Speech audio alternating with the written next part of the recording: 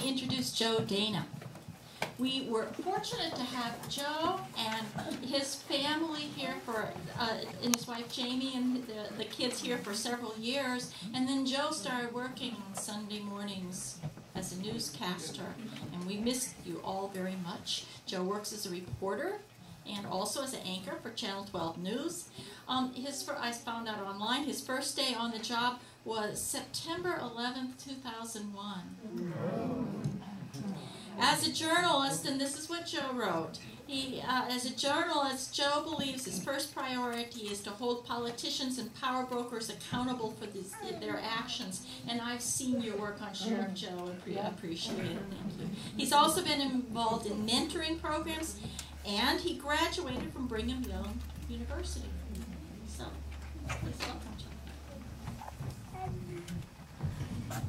All right, thank you, Kathy, and my wife Jamie and my two boys appreciate the way you've all made us feel as we've been able to get back here the last Sunday or two. And Sunday morning is a great time actually to work in terms of the news business. It's considered one of the last great bastions of real political reporting and interviewing. And if you watch Meet the Press or any of the Sunday morning shows, there's some really quality stuff that goes on, and then it leads into our Sunday newscast, and we've tried to bring newsmakers on and also get into those issues that really matter in our community.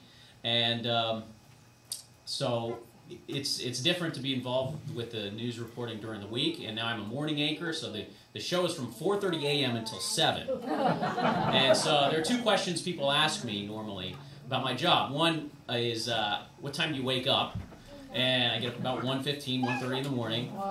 So I'm almost ready for dinner time right now. I'm on kind of a strange schedule.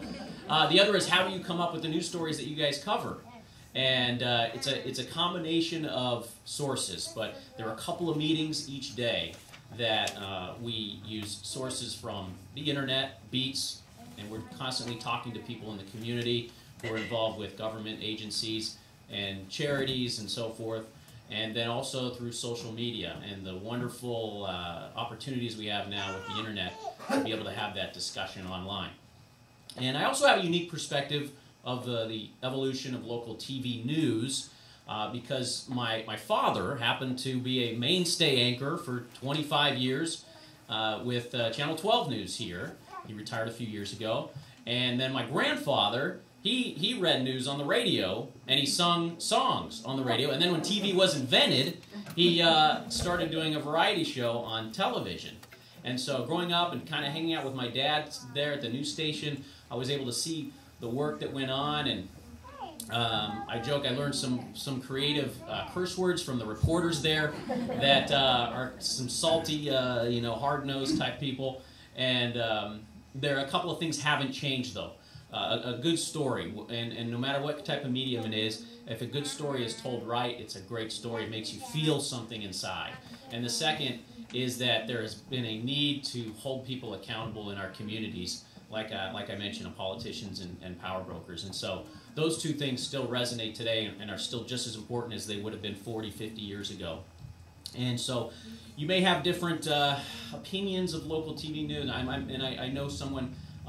you mentioned how you look up on the internet for quotes about the news, and yes, there are some less than savory things said about the media. And you know what? There's a lot out there. It reminds me of the flowers that all these kids got to sit down and look at. Today, there are more options than ever through the internet and cable TV and in the network television to get news sources, and you can be distracted by all the different colors and pretty things you see and ideas, and you say, wow, look at that, look what they're saying here, look what they're saying here. What there is a need for more than ever is, like Kathy had with these kids, a manual, somewhere where you can look and say, okay, now what is this really, what does it mean? What is this? How does it relate to the rest of the plants out there? Where is the truth? And one of the key principles of the UU Church that I really respect is the free and responsible search for truth and meaning. And it is all the more important nowadays for long-standing and respected news organizations to cut through the clutter and provide a manual, provide some unfettered truth and information so that we can better distinguish between the rest. That cocktail of opinions and perspectives that can sometimes be confusing. And that work is happening. Now, it's happening, and there are also a lot of other things out there that we can see on even the local TV newscast that I participate in on a morning basis. And so in my perfect world, it would look a lot different. But I want to highlight some of the good things that are happening. And I want to also start with something that I hope makes you feel good this morning, makes you smile. This is one of the reasons I love my business, okay? We're going to show a story here. Oh, thanks, Jim. This is about baseball, with the baseball season starting. And in the September, during the Diamondbacks' anniversary of the World Series, the 10-year anniversary, we were looking for news story ideas, and I had met a boy who was a Little League baseball prodigy. And as I talked to him, he gave me the idea for the perfect story. And one thing that a TV news story can do is it can provide a moment. And a moment that you watch unfold before you on TV can be so powerful, whether it makes you angry or sad or joyful. And this is one of those times recently we did this story where the moment came together just right as we happened to be rolling the camera. And so I just want to play this for you. So that's a single sports moment Florida, center field, can influence a generation. 12-year-old Ty Pullman is a standout among East Valley Little Leaguers. I think he started playing baseball competitively when he was 2. We snuck him onto a YMCA team. But it wasn't Ty's dad, a Gilbert firefighter, who inspired him towards baseball. It was the 2001 D-backs. We got a videotape of the highlights of the game and the actual game, and he wore them out. I just liked watching them cheer up in the air, and it's our own state. At that age, he was imitating Counsell and Randy Johnson pitching, and how old? Young Kim. At 18 months. I loved it ever since. Ty looks up to one player from that team more than any other. Luis Gonzalez. That was one of the first words he said, Gonzo. We were so impressed by Ty's devotion to this team that we asked the Diamondbacks to arrange a meeting between Ty and his life hero. But he didn't know who he was about to meet. You know this guy over here? Come on. Ty, how you doing, man? How you doing, buddy? You doing all right? Yeah. You don't have to cry. It's all right. Surprise you? Yeah. A little bit? Yeah. All right. All right. It's okay to cry in baseball. We're all right. We've all cried before. How you doing? The moment overwhelming at first, but Ty settles in and asks Luis a question. How did you like when you hit the blooper? Come on, that was a line drive. You're a baseball player. You know better than that. You know how it feels when you get a big hit for your team or something like that, but just imagine doing it, you know, with the whole world watching. And Gonzo gives Ty a gift and some advice. As long as you feel like you can make a difference doing something and helping people out, that's what it's all about. A Valley sports icon and a major league hopeful. When you get to the big leagues, then you can send me the copy and then I'll have you sign it. Demonstrating the bond between player and fan. So, what was that like? Emotional. Yeah? A bond especially unique for this fan, born and raised in the championship era.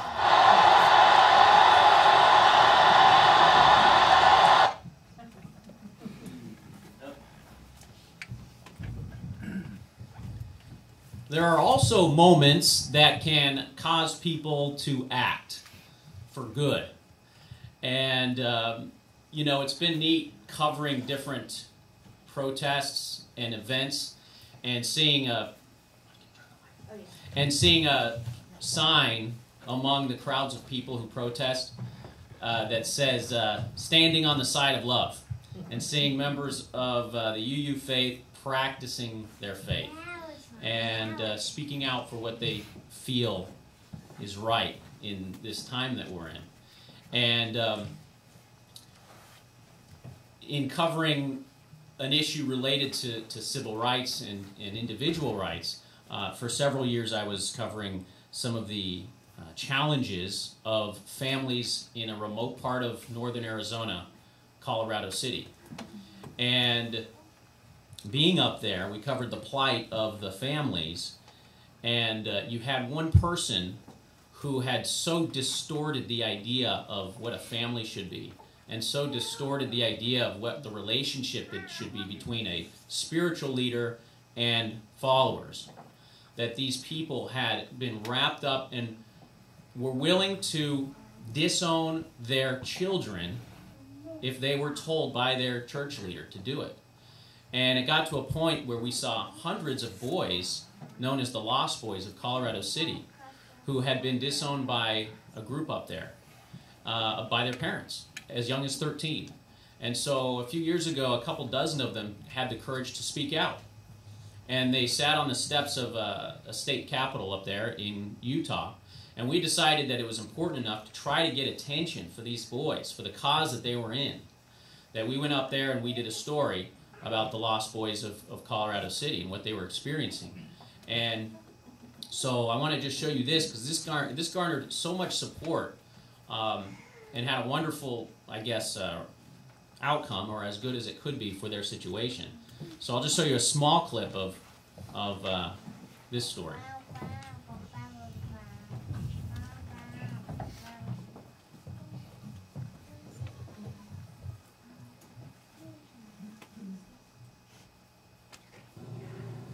Sam Ike was 18 when he first kissed a girl.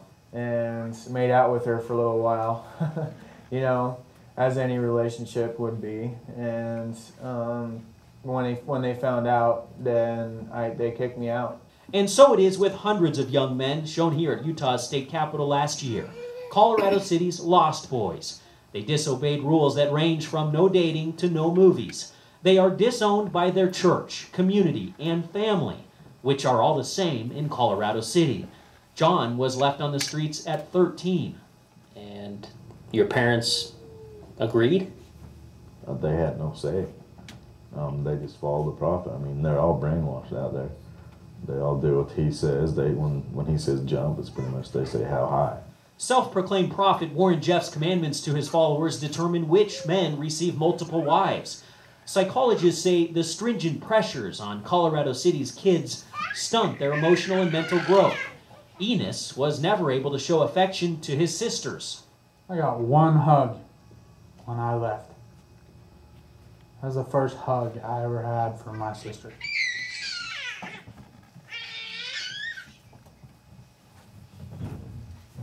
And I can tell you that one comment, that one soundbite you heard, I got one hug. The first hug I ever got from my sister when I left. That was so powerful, and it was spread throughout the West to social media blogs and people who were on different websites, that we saw an outpouring of support within the days that followed for a couple of nonprofits that are on the border there between Utah and Arizona, helping the Lost Boys, helping to facilitate housing, counseling, foster care, and these kids were able to get a lot of help that they needed at that time. And how many of you have ever passed on an important article or news piece you saw on TV by email, or posted something on the web, and have done it in the last couple of years? A few people.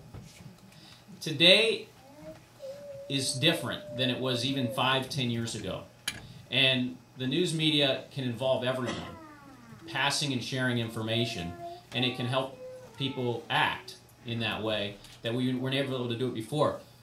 A typical TV news broadcast used to be known as a monologue. One person sitting at a desk, families sitting around the table and listening to that person, and it was, sarcastically known as the voice of God, the anchor, pronouncing the world, the information, what had happened today.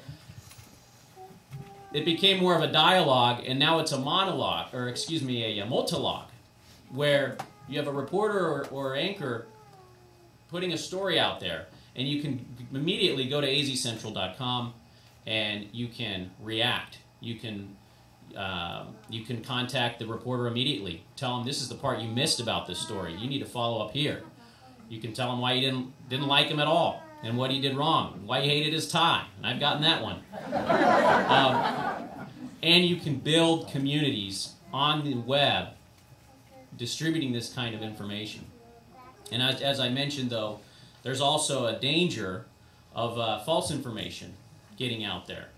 And I'm reminded of there's a unique relationship we have with the Arizona Republic, where we are able to work together to try to provide some sense of accuracy and accountability. One of those, I don't know if you've heard of it, is AZ Fact Check. And this is a way, it's the Arizona Republic and 12 News and the Walter Cronkite School of Journalism. We have a staff of reporters and editors together. We are taking items that are said during debates, perhaps by a community leader or politician, and through a painstaking process, we track down the most reliable sources. And as is the case often with quality and journalistic endeavors, from a strictly business standpoint, it could seem like it's not fitting the bottom line. You spend a lot of time trying to do something, and it takes 3 or 4 days, and then you put out a small product. But it has proven to be successful over time, and one of the most popular items that you can find on azcentral.com. And a couple of examples. We had a statement from Democrat House Representative Tom Chabin of Flagstaff. This was during the national buzz over contraception, and the House took a page from it and decided to consider a bill that would allow employers to refuse to provide health insurance coverage for birth control for religious reasons. Tom Chabin of Flagstaff, he opposed this, and he made a statement and said, quote, 94% of all Catholic families practice birth control. Now, whether you're for or against the bill, knowing whether 94% of all Catholic families practice birth control, it's helpful. You need to be able to have a free and responsible search for what you believe is right and true. You've got to have the facts accurately. So, from a practical standpoint, it was important to find out, is what he said, was that the case? Because he was on the floor of the House during this debate, he said it. So we looked at where he got it. He got it from a news source that had reported it. And they got it from the Guttmacher Institute, and this is a research group that focuses on sexual health and education and tracks the use of contraceptives in the United States. The Institute had published the report last year. As we looked into exactly how that study was done, we found that they surveyed women ages 15 to 44. So any women who were over 44 who may have used or had not used contraceptives in their lives weren't part of the study. And they only interviewed women who had, and I tried to think of the best way to say this in a church setting, who had participated in the act that can lead to procreation, right? So with AZ Fact Check, we were able to break down exactly how this was sold. And we did show that several news organizations reported incorrectly that 98% of all Catholic women use birth control. And it had been distorted. And so having the accurate information helps no matter which side you are arguing from. Democrat Kyrsten Sinema, who is one of the most knowledgeable legislators out there, she's running for Congress. She had recently said that the majority of members in some unions, especially police and fire, are Republican. And this was a very interesting idea because she knows the unions better than anyone. And she said, look, the majority are Republican of these unions. And so we went to the Phoenix Law Enforcement Association. They never like to talk about party affiliation. They never would do it with us. But when we came to them and said, look, we're trying to get the actual information, their representative on the record said, with police, it's certainly true. They do tend to be Republican. He said, as a general rule, police by nature are typically more of a conservative nature. The Firefighters Association declined to speculate, and they said they don't keep track of those records, and they simply would say we have all sorts of political beliefs. The bottom line was, we were able to get someone with considerable knowledge of police unions to say, yes, they tend to be Republican, though we couldn't get actual statistics. And just knowing this is helpful as you take a look at a perspective of one lawmaker. And and especially with some of the stereotypes that are out there about unions in general. Many people just assume a union is a union, and they have a liberal cause, or they're made up of, quote, liberals, right? And so this was helpful to kind of cut through some of the clutter. All right, another story I recently covered related to the needs of the foster community.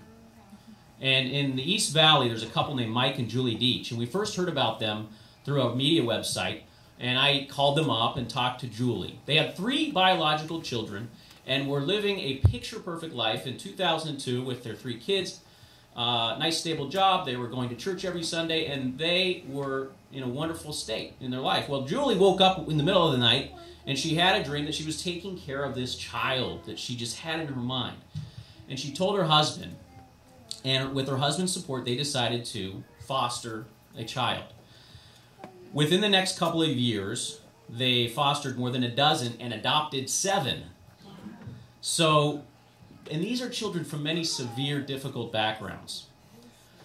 Walking into this family's home and interviewing them and seeing just the abundance of love, unconditional love for these children, and the way that their 3 oldest biological children had stepped in to help care for them and take part in this was just inspiring. So I covered a couple of stories related to what they were doing. It really helped people see the challenges and the benefits and rewards of being a foster parent. And then, most recently, they had a moment of crisis with one of their kids, because his biological mother had been addicted to meth, and from the minute he was born, he had severe challenges. And as he was growing up in this home, his outbursts and his impulses were so tough on the rest of the kids that Julie and Mike were told, you're going to have to do one thing to help your child, and that's put him in 24-hour care in a different home. But they couldn't get the state to support him at all. And instead, the state was telling them, you need to give him back to CPS, put him back in the system, and no longer have rights over this boy. And they couldn't do that. So we aired this story, and the backlash that resulted was so immediate. And I'm going to tell you in a second what the backlash was. First, I'll just air a clip from this.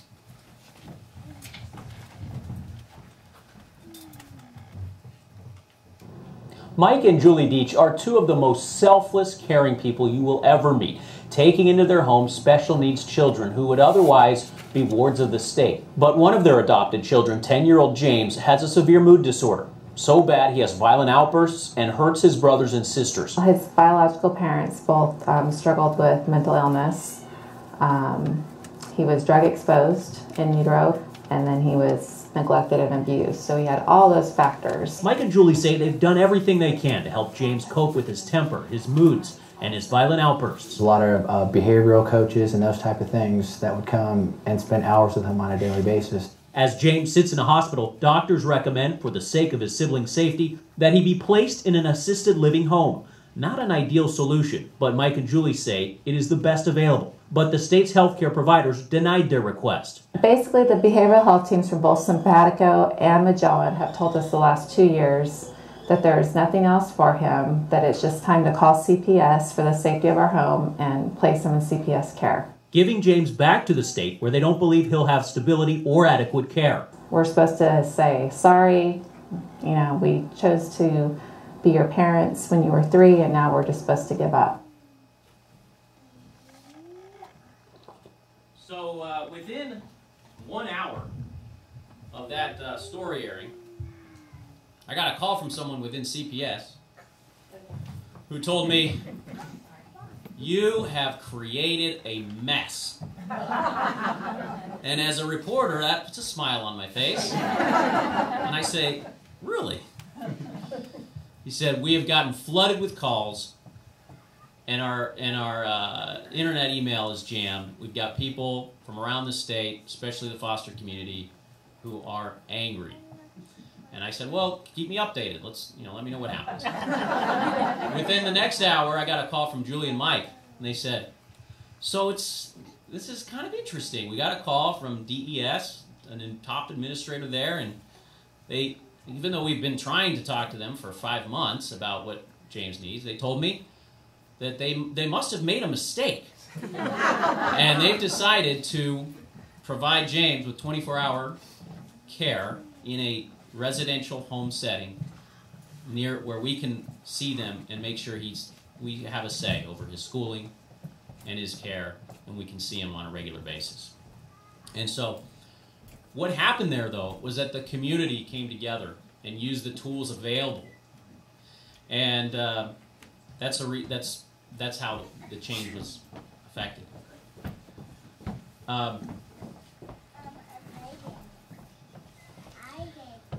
Together with azcentral.com and Arizona Republic, we've helped to break some stories that have made changes in other areas. The Fiestable scandal. Here was a nonprofit state agency supposed to promote tourism and support nonprofits in the state.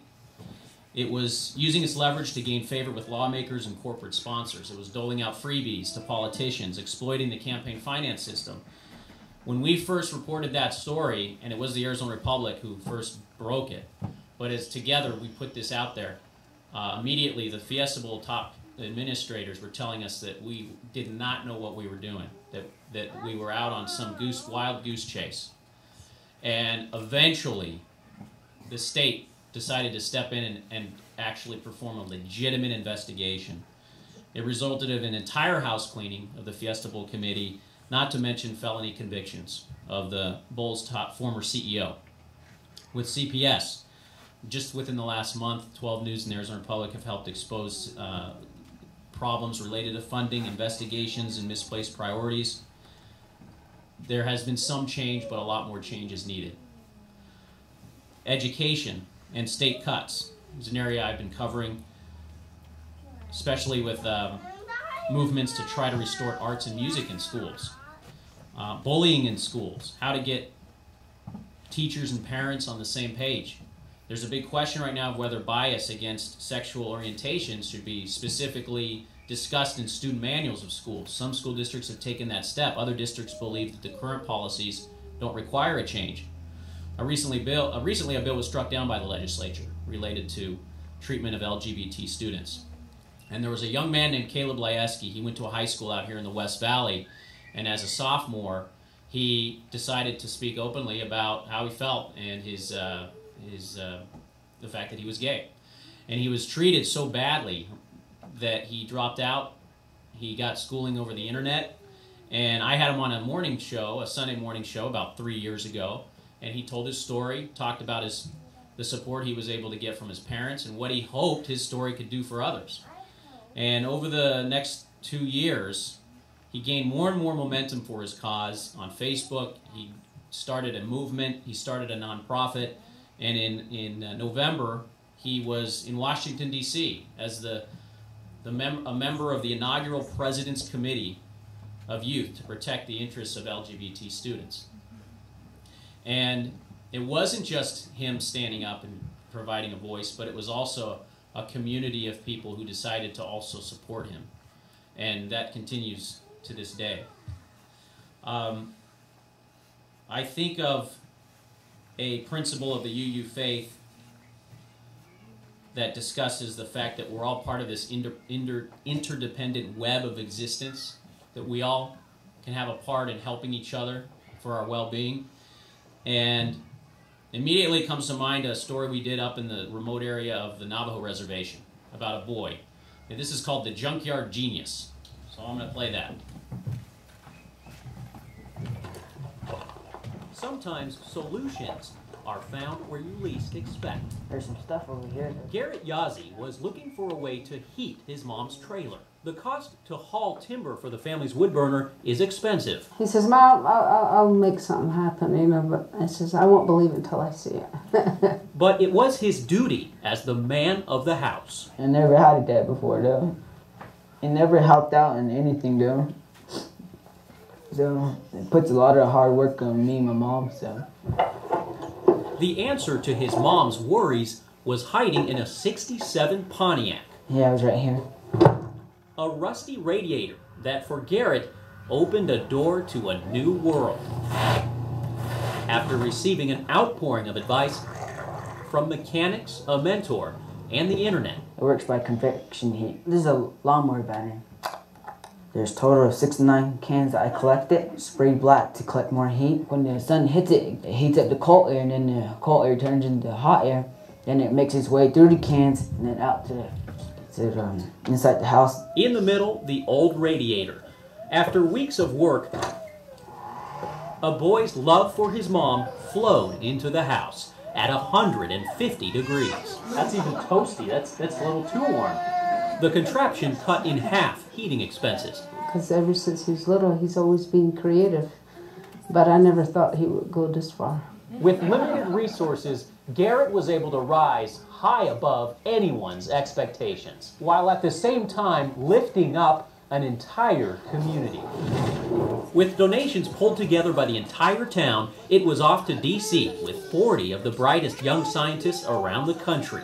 Garrett, the first Native American at the show. It was like we hit the national level all of a sudden. First place awards kept coming for the boy known as the Junkyard Genius. He made the path for all Native Americans. It makes you want to cry for him, you know, and I still get like that. Pinion Middle School's principal is also proud because on this scarce, financially strapped reservation, solutions can be hard to come by. He had to be creative enough to try to get something out of almost junk to figure out something from scratch. And he did it that way. A determined young man, a solution himself, in a place you might not have expected.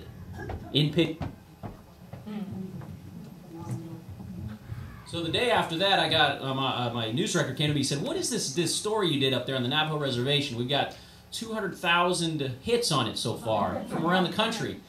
And then a couple days later, the family called and they said, "Well, apparently this story made it to Yahoo, and a GM executive in Detroit saw it, and he called Garrett." And he said he was so impressed that Garrett was able to take this radiator from the 67 Pontiac and do what he did, that he asked if Garrett wanted to live with his family in Detroit and attend a private engineering school. Wow. And he did. And he finished his high school education in Detroit. And talk about the interweb of existence. Someone in a different state helping this boy, giving him a lift. And the power that the medium has of the internet and social media in general. And so those are reasons why I'm optimistic. And I'm out of time, but I'd like to say you've heard a lot about immigration. In many Sundays, I know it's a topic here. And I just want to say one thing related to immigration, and then I'll end, is that it is the most complicated issue that I've been covering over the years. Everything from talking to the rancher near the border, whose house has been repeatedly broken into by people crossing the border who are up to no good, to talking to the nursing student who graduated from ASU, who can't get a job, even though she's been here since she was 3 years old, and because she simply doesn't have a document that says she's a citizen, even though she's never lived in Mexico. The immigration system is broken, and I know that's something that the EU Church is heavily involved with trying to be active in and to have a voice. And I would say don't give up, and have faith in the system, and at times you can even have faith in us, the news media, to tell the stories and get out the information about these people and how they're affected. So I appreciate you giving me the chance to hopefully give you a little more reason to be optimistic about what we do in our jobs. Thanks a lot.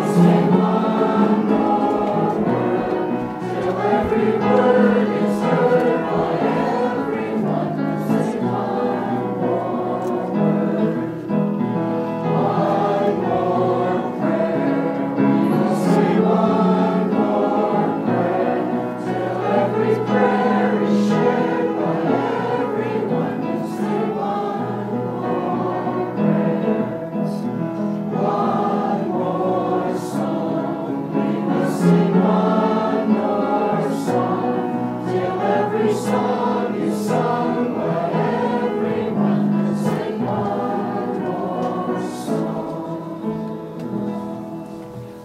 And my keepers have disappeared. I'll let you know. Somewhere in Sure, blame the media. The liberal media.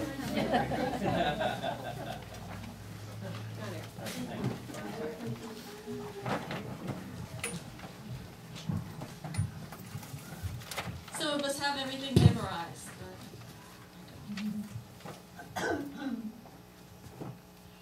Let us read from your order of service, the covenant of our church. This church provides a safe place to celebrate diversity, draw inspiration for our lives, foster social and environmental justice, and compassionately support each other in our spiritual search.